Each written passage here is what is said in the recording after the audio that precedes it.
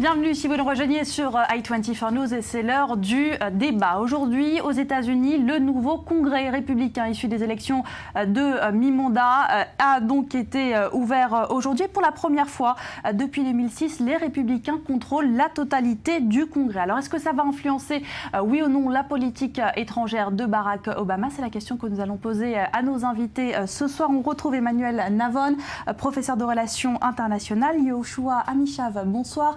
Vous êtes diplomate israélien. Ancien diplomate israélien. Vous allez nous livrer votre analyse dans quelques instants. Mais avant cela, l'avis des téléspectateurs. Nous avons posé cette question ce soir. Est-ce que ce nouveau congrès républicain risque d'infléchir la politique étrangère de Barack Obama? Et c'est Julia Ganancia qui a recueilli l'avis des téléspectateurs. Bonsoir Julia. Bonsoir Daniel. Le Congrès américain reprend ses travaux ce mardi où les républicains ont renforcé leur majorité. Les dossiers sensibles ne manquent pas en matière de politique étrangère. L'Ukraine, le Moyen-Orient ou encore l'Iran. Barack Obama devra désormais composer avec un Congrès actif et intransigeant qui voit déjà les élections de 2016 se profiler. Et c'est donc la question que nous avons posée aujourd'hui à nos internautes. Aux États-Unis, le nouveau Congrès républicain va-t-il infléchir la politique étrangère? Alors regardons ensemble les résultats de notre sondage et ce soir, le oui l'emporte assez largement à 73% avec 19% de non. Je vous propose de regarder tout de suite les commentaires que nos internautes ont laissés sur les réseaux sociaux. Pour Georges Rosenfeld, oui, les républicains vont faire la vie dure aux démocrates. Ils vont tout faire pour limiter la marge de manœuvre de Barack Obama. Il va avoir les mains liées sur les gros dossiers tels que le Moyen-Orient, par exemple. C'est un avis qui est partagé par Didier Leduc. Oui, surtout sur le dossier du nucléaire iranien. On sait que le Congrès est partisan de sanctions contre le régime et ça risque de peser sur de futures négociations. Alors comme je vous le disais, ils sont aussi 19% à avoir voté non. On voit ça avec le commentaire de Jean Taranto, par exemple. Les États-Unis ont une dette abyssale qu'ils comptent rembourser avec leurs nouveaux gisements pétroliers. L'Iran et la Chine sont d'autre part le nouveau centre d'attraction du dollar qui va poursuivre sa baisse au détriment de l'Europe. Les républicains augmenteront le repli intérieur du pays. Et enfin, on termine avec le commentaire de Caroline Martin. En politique, tout est planifié à l'avance. Alors, le nouveau Congrès républicain va-t-il infléchir la politique étrangère? Pour certains internautes, en apparence peut-être, mais dans le fond, la politique reste la même car ce sont les mêmes qui tirent les ficelles des marionnettes visibles au premier plan selon elles. Voilà Daniel, c'est tout pour le sondage ce soir. Je vous laisse à présent en débattre avec vos invités en plateau et puis surtout je rappelle à nos téléspectateurs que vous êtes toujours invités à participer à notre débat sur Facebook et sur Twitter sans oublier notre site internet www.i24news.tv. Merci beaucoup Julia Ganancia. Yoshua Amishav, à quel point est-ce que ce changement de congrès, le fait que ce soit les républicains qui contrôlent le congrès, va limiter la marge de manœuvre de Barack Obama en termes de politique étrangère? Clairement, fatalement, c'est presque une palissade. Je veux dire, il a été élu sur un programme démocrate qui incluait une revision des relations internationales à sa manière, dont on peut débattre, par rapport à ce qu'avait fait George Bush pendant les 8 ans où il était à la Maison-Blanche. On l'a vu prendre un départ en flèche, pratiquement à l'opposé de ce que Bush avait fait. Puis on a vu que les réalités l'ont quand même ramené à un certain recentrage. Mais ce recentrage ne satisfait pas les républicains et ils ont maintenant l'occasion effectivement de... peut-être pas d'imposer leur volonté au président, qui quand même jouit de pouvoirs extrêmement larges aux États-Unis, mais certainement d'entraver beaucoup d'initiatives qu'il aurait voulu prendre. Et parmi ces pouvoirs, il y a celui d'utiliser le droit de veto au Congrès. Il n'a utilisé que 2 fois jusque-là. Est-ce qu'il va devoir en faire l'usage à tout va cette fois-ci face aux républicains? Droit de veto, également n'oubliez pas les budgets. L'approbation par législation des accords qui requièrent de la législation, également la nomination d'ambassadeurs. Tout cela laisse beaucoup de pouvoir au Congrès en politique étrangère. Alors c'est vrai que la question des pouvoirs de l'exécutif et du législatif en politique étrangère aux États-Unis, c'est un vieux débat dont Barack Obama est l'expert, puisqu'il est également expert de droit constitutionnel. Mais clairement, il va y avoir, bien entendu, un clash entre les deux, en particulier sur les sujets les plus sensibles, que sont aujourd'hui la Russie, le dossier iranien nucléaire, le conflit israélo-palestinien avec toutes les initiatives palestiniennes à l'ONU. Et là-dessus, je pense qu'effectivement, les républicains vont rendre la vie dure. Alors justement, passons en revue ces dossiers. Sur le dossier israélo-palestinien, par exemple, on sait que Barack Obama et Benyamin Netanyahu ne s'entendent pas très bien. C'est le moins qu'on puisse dire. Est-ce que Barack Obama peut utiliser justement le fait que le Congrès soit républicain comme moyen de pression sur Barack Obama ? Je pense que ce n'est pas nouveau, cette tentative israélienne de jouer, bien entendu, entre la Chambre, qui est plus en général favorable à Israël, et le président. Ça a été le cas dans le passé également sous Bill Clinton, ça n'est pas nouveau.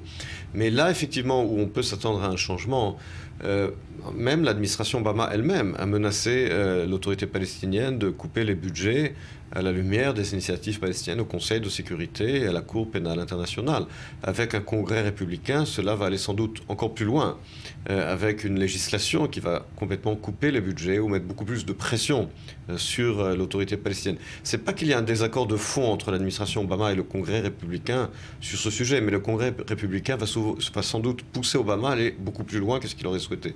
Et donc ce changement de couleur du Congrès américain va profiter à Israël sur le dossier israélo-palestinien ?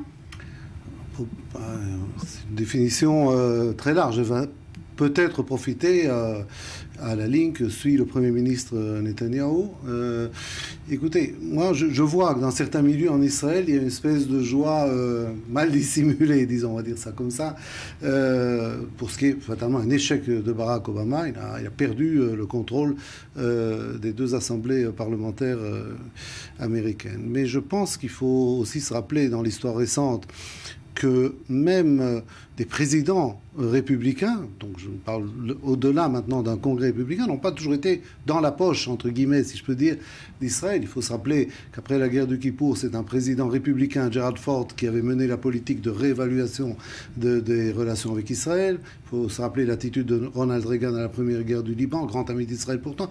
George Bush, on faisait des gorges chaudes, on disait qu'il pouvait à peu près être membre du comité central du Likoud. Ça ne l'a pas empêché quand même en 2004 à l'ONU de lancer un appel à Israël, et je cite ce qu'il avait dit à l'époque, de cesser l'humiliation des Palestiniens. Donc je crois que ceux qui pensent qu'avec l'arrivée de ce congrès entièrement républicain, disons, les tenants d'une ligne politique plus dure et plus radicale par rapport aux Palestiniens peuvent festoyer aujourd'hui en Israël, leur situation s'est améliorée, mais je pense que les festivités sont prématurées quand même. Alors, autre dossier, c'est celui du dossier nucléaire iranien. Et là, on sait que ce congrès-là, il est en faveur de plus de sanctions. Ce n'est pas la position d'Obama. Est-ce qu'on peut imaginer que ce congrès décide de sanctions préventives avant même la date butoir qui était repoussée à l'été prochain, il me semble? Là, le désaccord principal entre les républicains et les démocrates sur le dossier iranien, c'est que les républicains ne sont pas prêts à accepter une situation d'un Iran au seuil nucléaire et surtout d'un report incessant de ces dates butoirs. Cela dure depuis maintenant longtemps. Donc je pense que là-dessus, les républicains vont sans doute se rendre la vie dure à Barack Obama, et surtout, si l'administration Obama parvient à un accord, et que cet accord requiert l'aval du Congrès, alors il est très probable effectivement que cet aval n'aura pas lieu. Autre question, bien entendu, celle des sanctions. Une des menaces que les États-Unis utilisent vis-à-vis de l'Iran, ce sont bien entendu ces sanctions. Et là-dessus, Barack Obama a demandé à plusieurs reprises dans le passé au Congrès de ne pas alourdir les sanctions, d'attendre que les négociations aboutissent.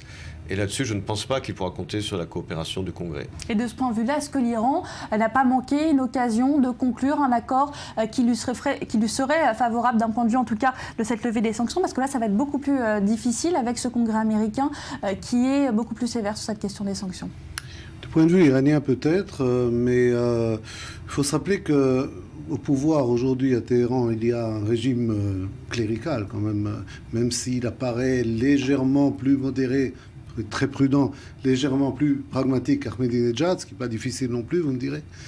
Mais ça reste quand même un régime inspiré par une foi religieuse ardente, et vous savez, ça ne fait pas toujours bon ménage avec le pragmatisme politique et avec le calcul froid et mesuré des pour, des contre, etc. Lorsqu'il y a un élément d'irrationnel dans la politique d'un État, on peut tous être inquiets d'un État important comme l'Iran, parce que c'est quand même une puissance régionale importante, certainement à la lumière de tout ce qui se passe dans notre région, on peut l'être encore plus, et avec ce qui semble être quand même leur détermination à poursuivre, à revendiquer ce droit à poursuivre leur programme nucléaire, il faut être extrêmement préoccupé, mais ça c'est un sujet consensuel dans la société israélienne, et je pense qu'il n'y a pas grande différence quand même entre républicains et démocrates sur cette question. Je pense que les Américains comprennent très bien que la menace nucléaire iranienne n'est pas un problème israélien, elle est un problème de tout le monde occidental et un problème des États-Unis, qu'ils soient démocrates ou républicains. Alors on sait en tout cas que les présidents américains utilisent leur deuxième mandat pour marquer leur empreinte sur l'histoire, parce qu'ils ne sont pas liés par ces exigences électorales. Est-ce que c'est sur ce dossier-là, justement, que Barack Obama va vouloir mettre son empreinte sur l'histoire, sur le dossier nucléaire iranien, selon vous? Je vous rappelle que dans sa campagne électorale, en 2008, lorsqu'il avait été élu pour la première fois et devenu président en 2009, là où il voulait marquer son mandat, c'était sur les questions internes, essentiellement, sur la question de la réforme du système de sécurité sociale, sur laquelle il y a eu, comme on le sait, des résultats très mitigés. Également, en politique étrangère, son engagement principal, c'était le retrait des troupes américaines d'Afghanistan et d'Irak. Là-dessus, on peut dire qu'il a tenu son engagement, mais on a vu également les résultats. C'est-à-dire qu'effectivement, il y a eu un retrait des troupes, mais bien entendu, l'Irak est descendu dans le chaos, est devenu finalement un État suzerain de l'Iran. Quant à l'Afghanistan, la question se pose de combien de temps cela prendra pour que les talibans reprennent le pouvoir. Donc je pense qu'effectivement, sur ces dossiers, il y a un résultat très mitigé, pour le dire de façon modérée, de Barack Obama, tant sur les questions internes, la sécurité sociale, médicale, que sur les questions internationales. Là, Barack Obama s'est rendu compte effectivement qu'il y a une différence entre les bonnes intentions et les résultats. Cela est d'autant plus vrai sur les questions internationales. Je ne vois pas aujourd'hui, dans les 2 années qui lui restent au pouvoir, comment il pourra véritablement retourner la situation. Alors, on l'a vu récemment, effectivement, avec la reconnaissance de Cuba, effectivement. Alors là, c'est facile, reconnaître Cuba, effectivement. C'était une politique anachronique. Même les républicains qui se présentent dans des cantons, dans des États où il y a un vote hispanique important, où les gens sont contre la reconnaissance de Cuba, tout le monde reconnaît que c'était une politique complètement anachronique. Donc là, effectivement, c'était une décision un peu, je dirais, facile, et qui était exigée également par la situation. Mais il faudra que Barack Obama fasse preuve de beaucoup d'imagination pour trouver des sujets vraiment qui redoreront le blason de son deuxième mandat. Alors vous l'avez rappelé, en tout cas, Barack Obama, c'est le président qui avait promis de se désengager de l'Irak, de l'Afghanistan. Il a fait, c'est peut-être pour ça qu'il est aujourd'hui si frileux sur le dossier de l'État islamique. Il refuse une incursion terrestre en Syrie pour lutter contre les djihadistes. Est-ce que de ce point de vue-là, le Congrès américain pourrait faire pencher la balance ? Écoutez, là, très franchement, je ne connais pas assez bien les positions du Parti républicain sur cette question, donc il faudra... Peut-être plus va-t-en-guerre, en tout cas, que Barack Obama. Peut-être, mais moi, je pense qu'il faut laisser un petit peu de temps au temps, comme disait Mitterrand en son temps, et voilà, on va être, je pense, assez rapidement fixé. Obama ne peut pas être élu, mais il ne veut pas non plus s'aborder les chances de son parti de pouvoir se maintenir à la Maison-Blanche. Et vous diriez, comme Emmanuel Navon, qu'il ne va pas marquer son empreinte dans l'histoire? Non, je dirais, à mon avis, qu'il est un peu victime peut-être de trop d'attentes. C'est-à-dire, on a vu débarquer un président noir, jeune, sémillant, brillant, orateur charismatique. On est tous, enfin tout le globe est tombé un petit peu en pamoison, et peut-être qu'on a développé des attentes un petit peu irréelles et irréalistes en tout cas sur ce qu'il pouvait faire dans un monde quand même qui devient abominablement compliqué à gérer. C'est-à-dire les choses les plus simples, ce qui se réglait encore il y a 30-40 ans par des rencontres de chefs d'État un peu discrètes, loin des caméras, aujourd'hui, avec la présence, par exemple, des médias à chaque instant, avec les pressions, avec la crise économique qui n'est pas encore terminée et qui, évidemment, crée des besoins et des attentes et des frustrations extrêmement importantes, tout est devenu tellement compliqué à gérer qu'il a peut-être été victime, je pense, lui, de manière peut-être un peu injuste d'ailleurs, mais des expectatives peu, je ne veux pas dire messianique, mais enfin quand même, je ne sais pas si vous vous rappelez le souffle qui a quand même balayé la planète. Ce prix Nobel de la paix qui lui a été accordé. Bon, là, c'était un petit peu, je dirais, c'était un petit peu bizarre. Je pense qu'on a tous un peu regardé ce prix Nobel de la paix en disant, on n'a pas très bien compris. Mais je pense qu'on va tous, si on se rappelle le moment de l'élection d'Obama, je pense que tous, et à travers le monde, il y a eu une espèce de souffle comme ça. Les gens, moi, j'ai jamais cru, par exemple, qu'il y aurait un président, que je verrais moi un président noir aux États-Unis. Donc il y a eu cette expectative qui ne pouvait pas être, comment dirais-je, qui pouvait pas être cette attente qui ne pouvait pas être comblée. Et peut-être que c'est de ça qu'il aujourd'hui paye un peu. Vous êtes d'accord? On attendait trop de Barack Obama? Oui, je pense qu'il y a des expectations très exagérées. Lui-même avait parlé à l'époque véritablement de changer complètement l'héritage de George Bush. Mais il s'est aperçu lui-même qu'il ne suffit pas d'être un brillant orateur pour résoudre les problèmes complexes que sont aussi bien les problèmes internes que internationaux. Et je pense que ceux qui pensaient à une espèce de miracle ne peuvent que s'en prendre à eux-mêmes. Quand on est trop optimiste, on finit par se faire par rencontrer la réalité dans le visage. Merci beaucoup Emmanuel Navon, merci Yoshua Misha d'avoir participé à ce débat. J'aurai le plaisir de vous retrouver dans une poignée de secondes pour l'invité du Grand Direct. Restez là.